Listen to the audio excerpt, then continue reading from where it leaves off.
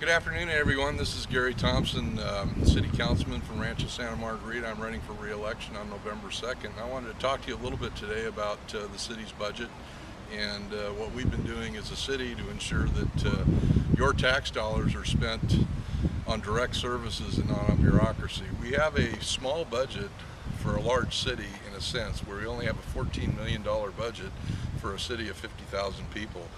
And compared to other cities, that's relatively little amount of revenue to service the city for the amount of population that we have.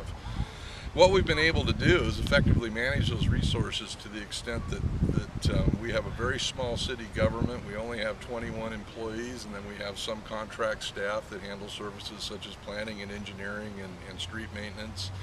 We do contract with the Orange County Sheriff, and we belong to the Orange County Fire Authority, which is a joint powers authority with several other cities in the county for providing fire services. Because of the way we manage this type of contract city concept, we've been able to keep our budget in line with the actual services we provide. We're only paying for contract services to the level that the actual service is being provided based on the workload at the time.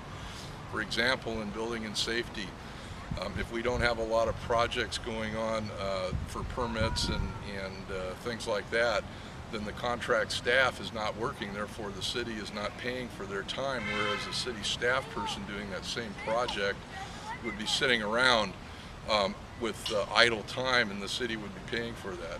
This is one reason that we've been able to effectively manage our budget in a small revenue climate, and in particular in this current economic downturn. Because of this, it's also allowed us to build a significant amount of reserves that we have available to the city in an emergency. And even though the economy has taken its toll on our sales tax and property tax revenues, we've essentially managed to manage our budget to the point that we've had to use our reserves very little. As a matter of fact, we've used less than 5% of our total reserve capacity over the last 2 years to help balance our budget each year. Our reserves are significant. We have about $14 million in total reserves, 10 of which is general fund, compared to a general fund budget of $14 million a year. Considering that's about a 70% ratio of reserves to our annual budget.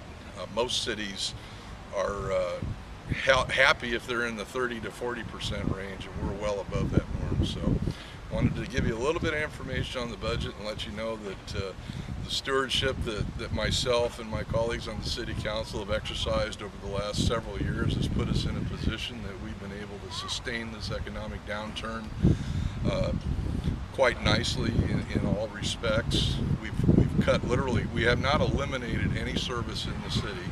A couple of them have been cut back a little bit, but we have not eliminated a service. And things are looking up. Just got word today that our property taxes revenue will actually be slightly higher than we anticipated, and we've had two straight quarters of sales tax growth in the city compared to several quarters of decline. Therefore, things are looking up for the city as well.